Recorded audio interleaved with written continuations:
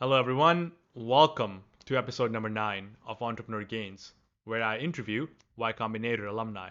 On today's show, I have Sarah Sandnes, founder of SafetyWing, a startup that aspires to build a global social safety net for the entire world.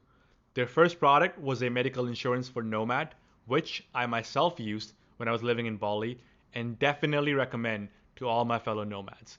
They recently launched a second product, which is a global health insurance for remote workers, nomads, and remote teams. Since their launch, they have raised over $4 million dollars and have seen a 20% month over month growth without any paid advertising, which is absolutely amazing. I listened to Sarah's talk she gave at Web Summit in Portugal and was really excited to chat with her and get her thoughts on where the travel slash remote work is headed. This is a must listen episode if you want to work remotely from different parts of the world and are curious on how is remote work evolving. Anyways, I hope you guys enjoyed this episode and any feedback or constructive criticism is super appreciated. You can reach out to me on entrepreneurgains.com. Hey Sarah, welcome to the show. Hey, good to be here. I'm so excited to have you. I want to before we get into anything, I want to ask you about what is Safety Wing and any kind of numbers or where we can share where you guys at right now. hmm yeah, SafetyWing. We went through YC in winter 18, and since day one, our goal has always been to build a global social safety net. So that's what we're working on. Our first product was a global travel medical insurance. So that's what people know us the best from.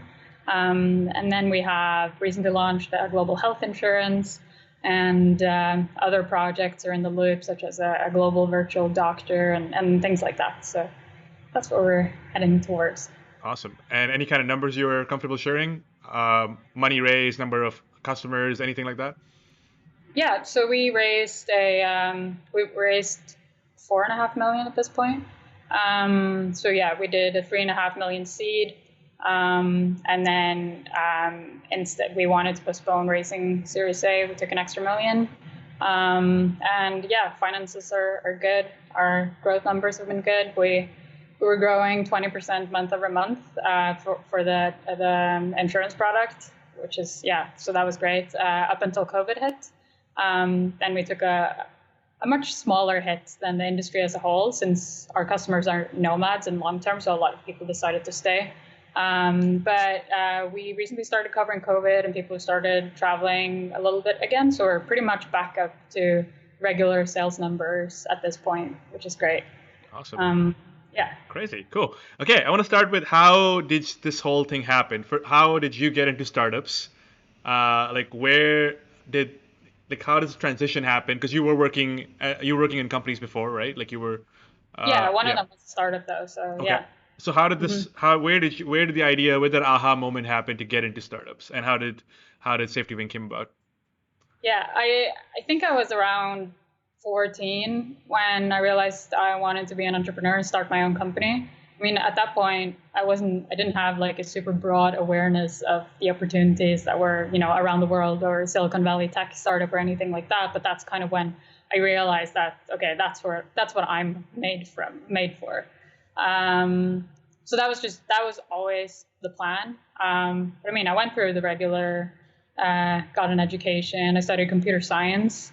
And yeah, it was probably around when I started university that I realized I wanted to start a tech company.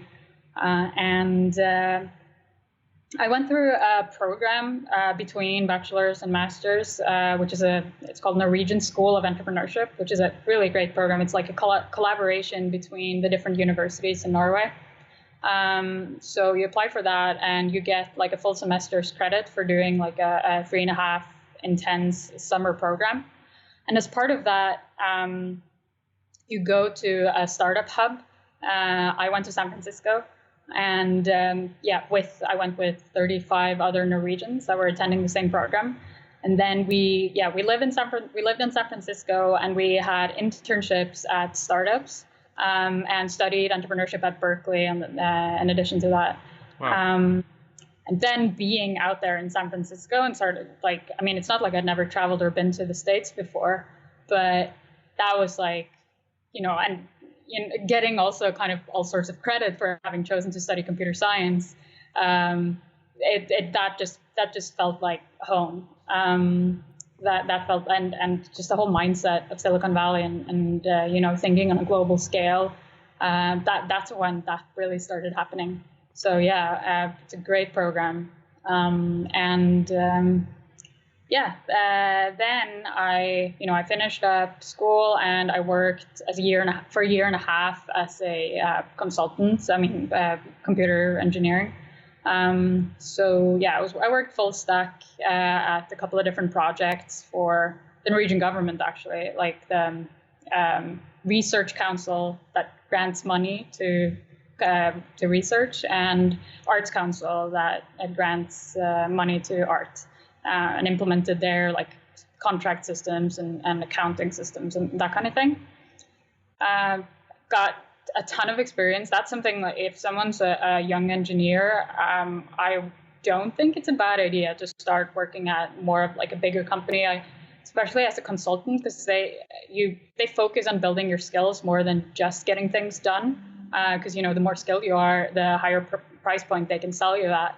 It was like, throughout my life, that's one of the times in my life where I've rapidly learned the most. After a year and a half, I felt like, I'd kind of topped out or maxed out. Like I knew what I was doing, and I was just ready for more responsibility.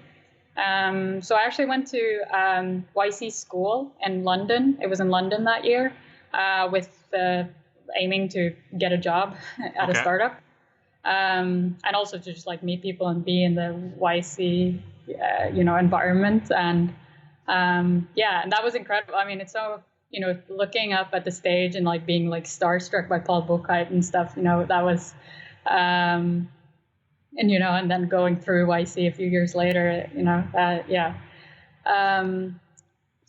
did, and I was actually aiming for a job in San Francisco because I have a dual citizenship, so it's not a problem for me to go, but I ended up getting a job in London. I became the lead engineer of a recently seed-funded startup in London, funded by Balderton Capital. So that's one of the bigger VCs in Europe.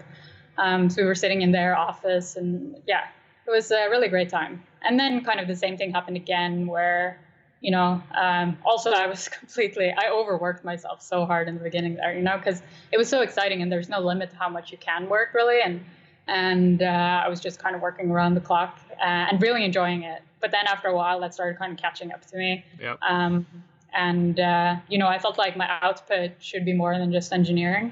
And it was just like, okay, no more excuses. It's time for me to start my own company. Right. And I didn't really have a very particular plan. I mean, I had a lot of ideas floating around.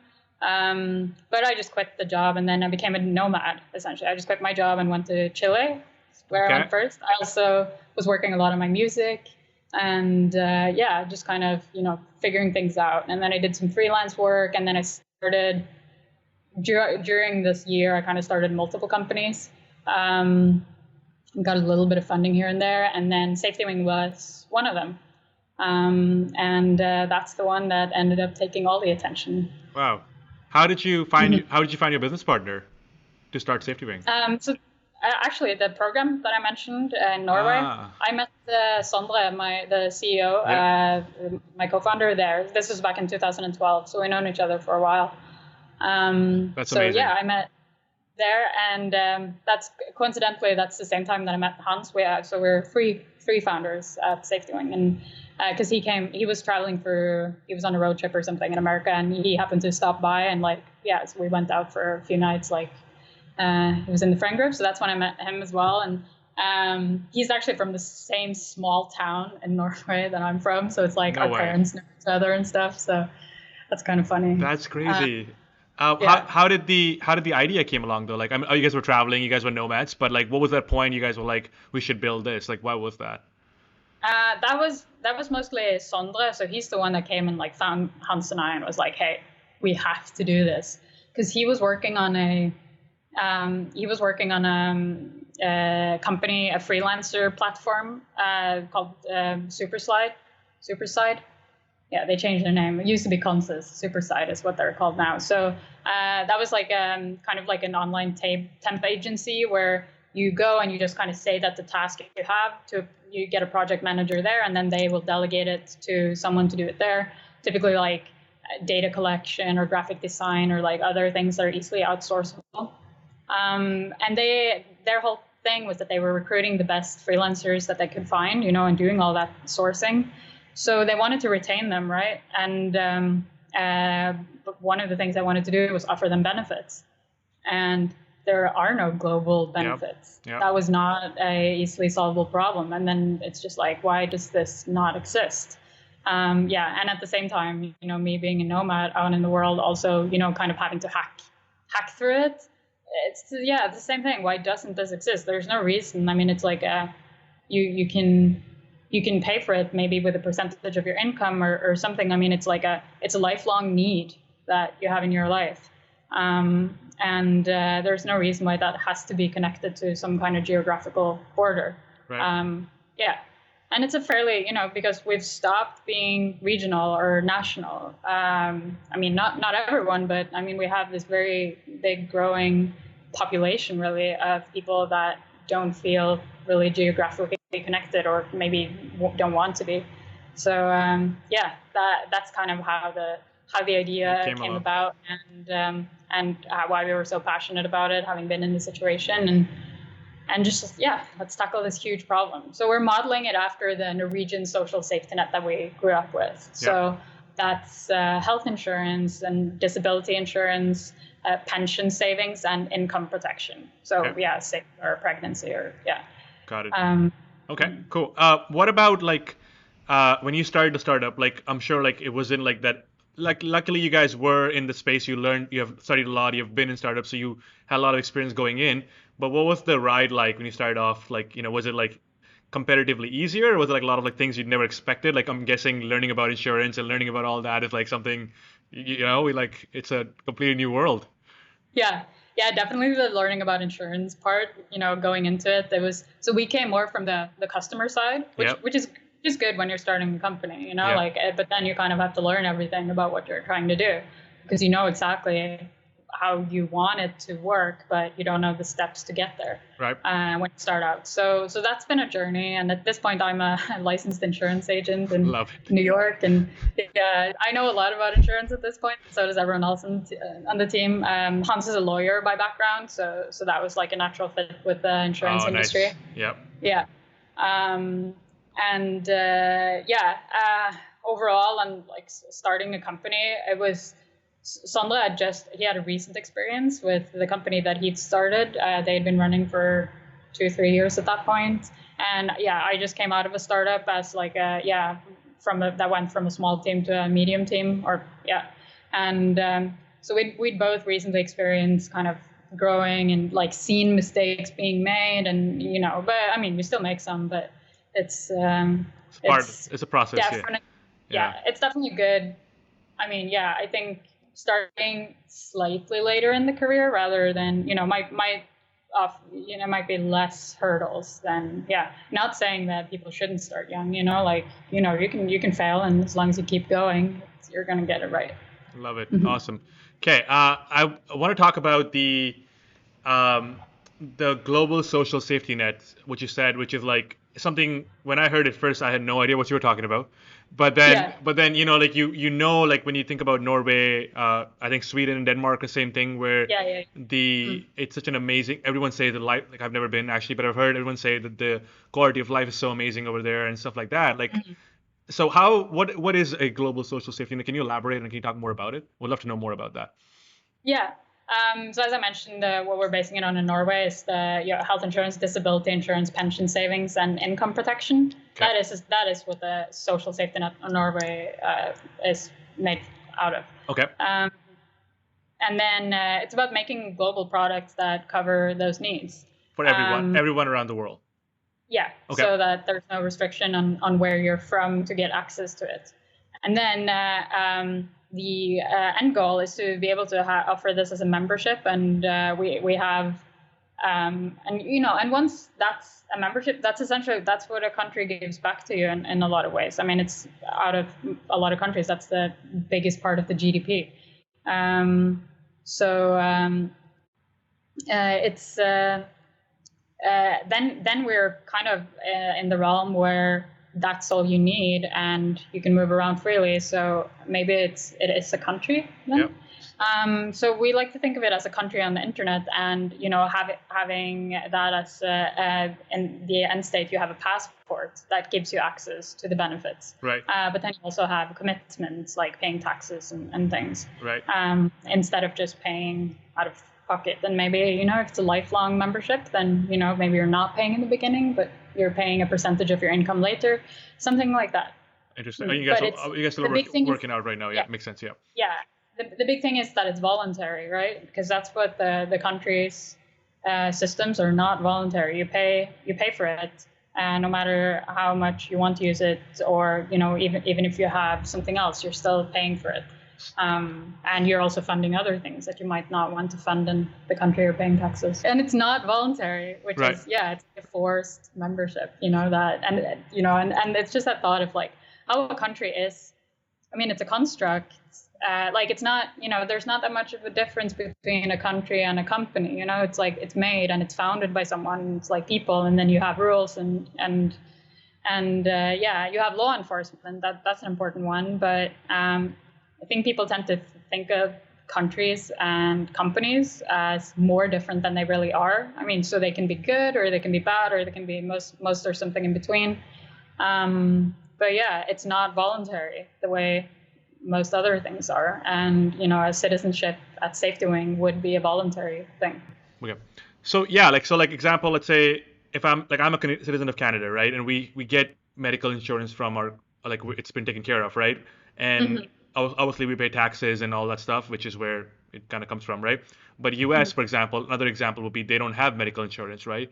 So so let's say if I was to join in the future when you do have that, would I still be paying taxes to my country? And then am I paying twice now, right? And why would that be beneficial in that sense, or how would that work? So I mean, think about there are only very few countries in the world that collect your taxes when you're not there. The US is one of them. I think it's 3 countries, and I think it's the US, Norway, and like a country in Africa. I can't remember which one. Maybe there's a couple more, who knows? But that's what I think it is. And Norway only has an asset tax, and it's also not that much if you're American and you're abroad, but you still have to. But yeah, I mean, I imagine a future where countries will compete to get people to come live there. Maybe there will be a higher VAT, so it's easier to collect taxes from people that kind of just live and are around there. Maybe it's much easier to pay taxes. So right now, like most nomads aren't paying taxes. I mean, except for the American ones that are still liable. But because there are no rules that say, if you're 3 months there, you're just a tourist, so you don't have to pay taxes. And in most places, you don't have to pay taxes at home either if you're not there. But people are willing to pay taxes if it was just easy. So you can imagine a future where you kind of just tap in somewhere and then you pay taxes while you're there, and then you pay a different amount of taxes when you're somewhere else, or maybe it's just resolved through VAT or something else. So because when I read about it, I remember talking to my accountant because I had the same issue about taxes. And when I read about it, I read an article which said that for US citizens, if you are living 335 days out of the year out of US, you don't have to pay taxes in US. Oh, right.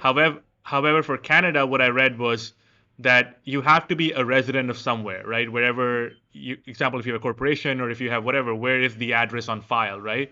And for me, example, my address on file is Canadian address, right? I also talked to somebody else. I said you can get like a residency of Dubai, for example, and then you pay taxes in Dubai, right? But you have to be a resident of somewhere at least.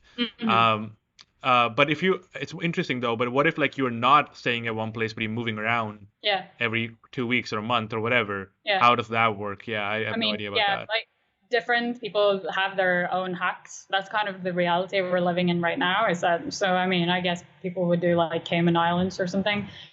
Right. It's yeah, that's what someone who's like more of who's in that situation would typically do, is like go and spend some time in like a place that doesn't really have taxes much. I think Dubai has these like internet city and stuff. Like they have these areas that have no/very low taxes. Malta is another one that I've heard people, that's where they go and get their residency. Yeah. So I mean, but it shouldn't be like that. But it is like that right now. Yeah, where you kind of have to hack around. Like it's a legacy system that we still have to deal with. And got it. Yeah, it will eventually be replaced, but it's just slow because countries are so big. Makes sense. Interesting. So you believe, and I remember you did a talk at Web Summit where you said that economists predict there'd be 1 billion people on planet who will be remote workers by 2035. First of all, why do you think that will happen? Like, why is this shift happening, and why do you think that many people will be remote workers? Did we maybe get 1 billion remote workers in 2020 already? At least at some point. And that's essentially why, people can work from home. They can work from whenever. And this was definitely a big kickstart to that. Some people realize they're uncomfortable with it, but I think a lot of people are also realizing that they are comfortable with it. It's a win-win situation for those that are, because it's cheaper for companies too to have remote employees. So it's just that the world, people will optimize, and companies will always optimize, and it's an obvious optimization. Not all jobs are outsourceable, or can be done remotely, but maybe most are. Probably most are. And it's just a natural progression of the age we live in, thanks to the internet. Yeah, makes sense. What are some of the things we might be able to see in the future? You do a lot of research on this. You're looking at trends. What are some of the things are you looking at will happen in the next 10 to 15 years? So I think there will be the border restrictions will be changed a lot. We're already seeing it now. It's actually happened like throughout COVID, where they start, because suddenly people had to, because of quarantine and stuff, it's not beneficial if you jump around too much. You want people to stay in one place, but then tourist visas are usually restricted to 3 months. So suddenly a few countries have started offering so-called remote work visas. And I think we're going to see more and more of that, which is just a different status than a tourist. And there's nothing wrong with it. It's not illegal.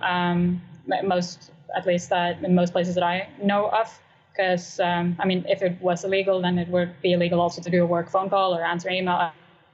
Any remote work. So it's a little bit of a gray area, but not yet. But I think it's going to be more of a green area, and in the next few years. So that's a big one, like access to countries I think we're going to have a global social safety net. So, I think that might change healthcare around the world. That's very cool. That's so cool. You said I remember you mentioned you have like a remote team, right? So, and you guys meet 4 times a year, right? Yeah. Like in person, yeah. What are the challenges and advantages of managing a remote team? It's it's the same challenge across the board, because it's basically what do you not get in a remote team that you do get in an office. That's kind of what the question is and the challenges. And it's there's pretty much is one thing that you don't get, then that is kind of informal communication or sharing of information. So you have to be a little bit more deliberate about communication. It's easy to set up meetings and have conversations and about certain topics, but it's like things don't come up as much. So you just have to have measures in place for that. We have some locked into some of the meetings. We have these sections that are more for just like general talk, and then people will kind of just say the things that they don't think are important enough to set up a meeting, or just like general chit chat. And so that's one of the challenges that I think it's good to have to pay attention to. And then, on the personal level for people, maybe, finding a good work-life balance and things like that can be an adjustment. I've been working remotely for so long now that it's not, this is life, but for someone who's in that transition, There's a lot of material out there to help with that, and people just have very different personality types. Like I always work from home, but some people prefer going to a co-working space or to have a community. Yeah.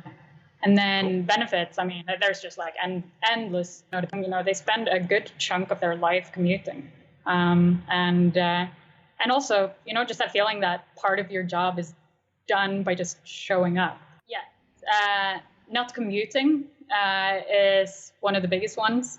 Someone who has a job that's an hour, 30 minutes away end up spending a big chunk of their life commuting. And it's kind of part of your workday, right? So you've already done a little part of your job when you've just showed up. I think that's a feeling. But with remote work, it's output is everything.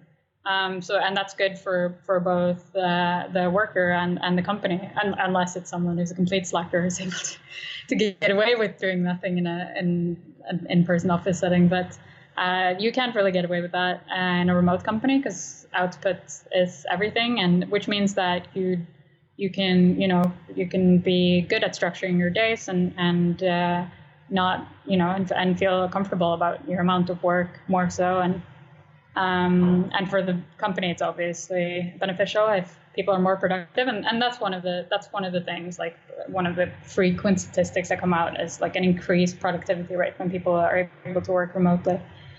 And then it's think about parents and having kids and that kind of thing. So, being able to be around your kids. Obviously you're working too, but that's a big one. Not having to send the kids to daycare or like having to make sure that fits with the schedules. Your schedule can be, whatever suits you. And another challenge is time zones. So that's, if you do global hiring, that's, a lot of companies don't do global hiring yet, but We were brainstorming in the house the other day. We were talking about a business idea where like a 12-month country to country, like what's that company where they take you I don't remember the name of the company, but they take you remote, they take you to different places every month. Remote year. Remote year, yeah. So we were thinking, is it? One of the there. Yeah, nice. We were talking about like that, but for like parents with kids, so the daycare and same schedule for 12 countries. Yeah. The young parents, they go around and they have like their kids enrolled in this 1 month, and then they go to the next one, and the kids just continues from there.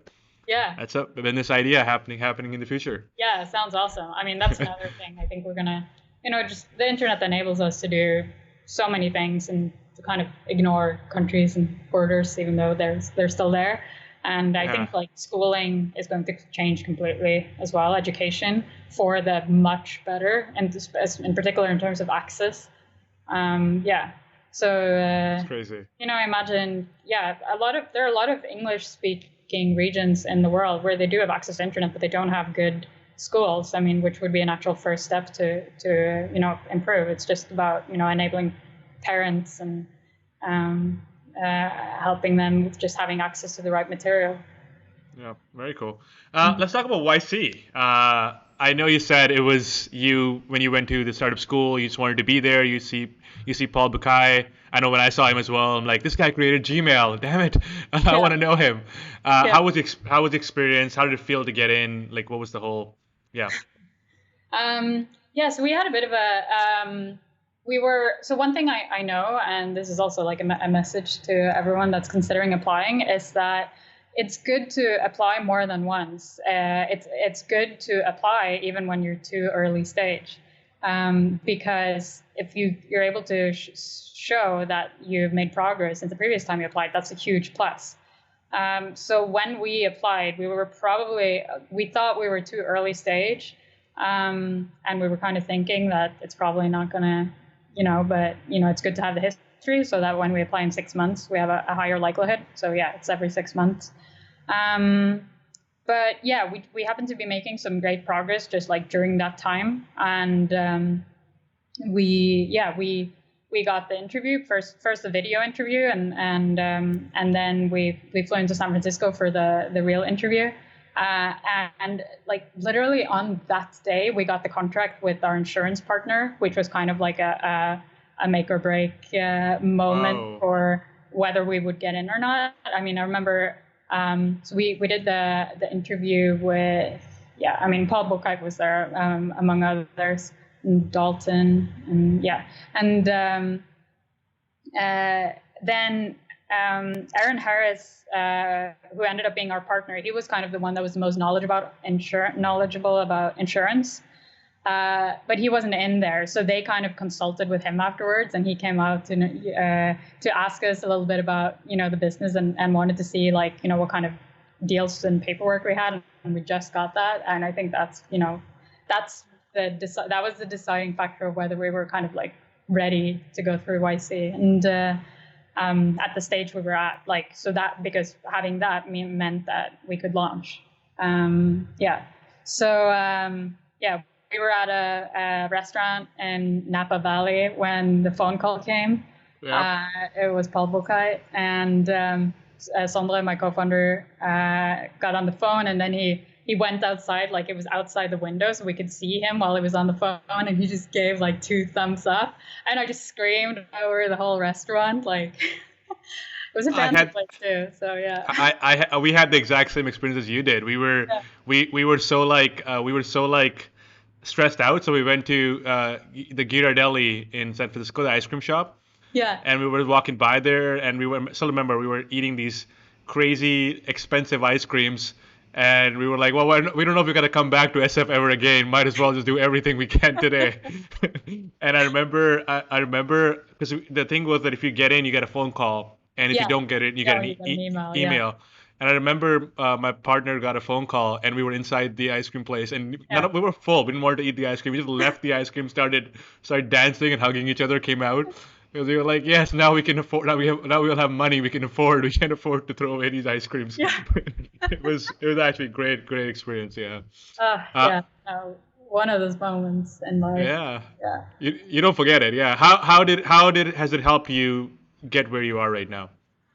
I mean, it's just YC. It's a huge deal. I would recommend anyone who has an ambition for their startup to apply. It's the biggest thing I would say is, especially as a non-US, I mean, I have a citizenship, but I was born and raised in Norway. I don't have a network in the States. I didn't go to college in the States. You get a network, and you get an alumni network, and you get friends, and you get events, and it's you're part of something much bigger, and that is and it's the best people. They're really good at sourcing, and everyone I met there have been great and really smart and give valuable advice, and made some really good friends there. So that one is huge. I mean, the money is that's a very small part of it. But it's a network, and then the partners. It's just it's very interesting. One big thing to learn is that not everyone will give the same advice. That's which is also a thing to learn, that there's not one right answer often. I mean, there's certain things that are pretty standard, but oftentimes there's not one right answer. You kind of, and you have to go with your gut. I mean, it's still good to go and collect advice, and then see what happens. So the partners have been incredibly helpful. We had Holly and Aaron, the other partners that we've had discussions with. It's such a great network of not just smart people, but good people. It's a really good place to be. Love it. I agree with you entirely.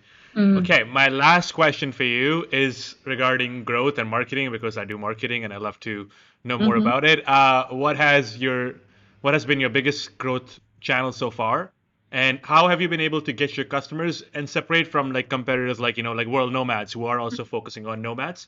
How has that happened? What have you done to separate yourself? And to start with, our biggest growth channel, other than word of mouth, which is just organic, is affiliate marketing, for sure. We're very much in the right space for it, because that's a big part of the digital nomad community. A lot of digital nomads live off of being influencers or bloggers or yeah, giving advice and travel, all of that. So there are a lot of people that are suitable that also have the exact same target market as we do. And so that's just been it's been 40% of our growth, and then the rest is organic. We don't do ads. Cool. So yeah, that's a decision that we made, and we're sticking to it so far. Is not doing ads, because that can just be like an endless money suck, as well as like you can just analyze it to death and tweak and tweak and tweak, and yeah, it's not something that we want to devote attention to, because it's also, if you take away the money you put into advertising, you're also not getting then you stop getting the return. While with affiliate and referral and math, yeah. I kind of disagree with you on that. Being an advertiser, Yeah. I think you have a huge LTV.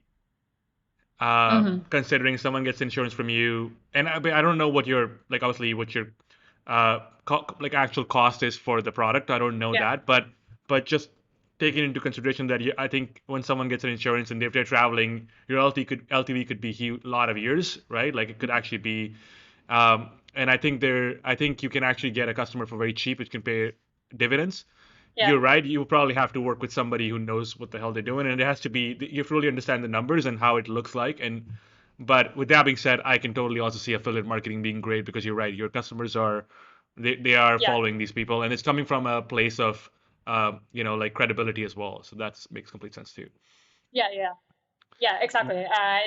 One of the reasons we're also not doing ads is branding. Yeah, It's just not yeah, our I can style. see that.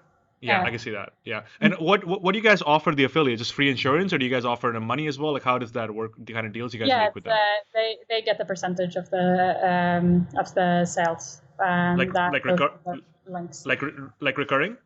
Yeah, recurring for the first year. Yeah. Okay, cool. That's awesome. I like that. Yeah, it's a great way to get like a recurring income coming in, right? Yeah. Yeah. I mean, yeah, some of our biggest affiliates they can live off of that. Yeah. No, makes sense. Yeah. So And yeah. s- and talking about like the competitor like World Nomads. So how have you guys been able to separate from them? Because they're also going after nomads and they've been in the space for a long time. Yeah. Yeah. How are you guys? Like, what's the difference between you and them, and how are you Yeah. going about it? Yeah. There are multiple things. I mean, for one, they're a lot more expensive. They're about 3 times the price. That's just an obvious selling point if you compare them. There are differences in the plans, but not too many. And most people are more concerned about being covered than they are about the very specifics. They also do affiliate marketing, and some like there are a lot of comparison articles out there. So then they will have affiliate links for both. And the main thing I would just say, we're a completely different company with a different vibe to what World Nomads is. Like you said, they've been around for a long time. They're not a startup anymore. They were acquired years ago, and they focus on travel insurance exclusively. Right. So they don't have that journey planned ahead that we do. And we at this point we also have health insurance as well, Right. and have other products coming up. So it's if you want the product, if you only want travel insurance, but if you want to support the company that is aligned with what you want to do, and where you see that the people that are working on the company are more like you, I think that's a natural reason to select us. I love it. And Yeah. so we focus a lot on that, and showing up to events and stuff. And we've met some people from World Nomads. I mean, it's a solid company, it's kind of the overall gist of it. I mean, we just have we've kind of in asterisks suffered being compared to World Nomads for a while, but I think that's going to change as we broaden to fit more with our long-term vision. And then you can compare on the product side of things. Yeah. We also have a customer service, a 24/7 customer service chat that's very easy to reach us, and things like that are Very cool. I like it. And as you said, like you guys, you said you guys are trying to like build something much bigger than just an insurance company, right? It's a big vision, and you guys are yeah trying to go, yeah, which are absolutely amazing. Awesome. Want to end this with 4 quick-fire 1 to 2 sentence questions? All right. Are you ready? Okay. First one unconventional, thinking Yeah. outside the box kind of thing you guys did in your business. I would say that one of them is not doing ads, deciding Okay. to not doing them and Okay. sticking to that decision. There's a lot of pressure to do ads because it's Yep. so easy. You know, you can set it Yep. up in 5 minutes, Yep. and then you have that money suck, and you can just but yeah, and you know, and then that will work, and you can neglect your other channels. But yeah, Yep. now Makes we've decided to focus on the channels that kind of that grow as a function of themselves. Very cool. Okay. Advice for someone applying to YC. So I would say that there are two things that you see in the companies that are there. People either already have growth and traction and are pretty far along in their journey, or they have a great team with working on a great thing. So be in one of those categories. And the shorthand answer is don't be afraid to think big. You know, like maybe you have a successful app of some sort, you know, but think about where can this go, and like what's your vision, and you know, don't be afraid to tell YC about your vision, even if you think it's, you know, it might sound stupid because it's so astronomical. Love it. That's so They love YC. I that like kind. it. Yeah. Yep. Yeah. Advice for someone starting their first startup.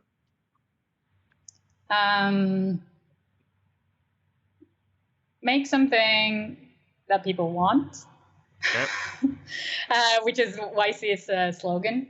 And in particular, it's good if it's something you want, because it's you always have to do user interviews. But if you're also a user, you will know more, and you will make fewer mistakes in your product decisions. Makes complete sense. And And make last one. something hard. Yeah. Okay. And make I'm just something gonna what? say one kind of SafetyWing specific here is like, don't be afraid to do something that's really, really hard. If you're doing something that's really, really hard, you will have less competition, you know, and less outside noise. It will just be harder work. I love it. Okay. And last one is, if there's one thing people could take away, something that's helped in your personal life a lot, what would that be?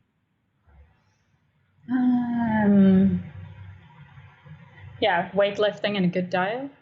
Okay. Cool. That's Awesome. I would say that remains, you know, as a remote worker, that always remains a staple in my life. And I mean, I guess make time for it. It's one of my top priorities. So. Awesome.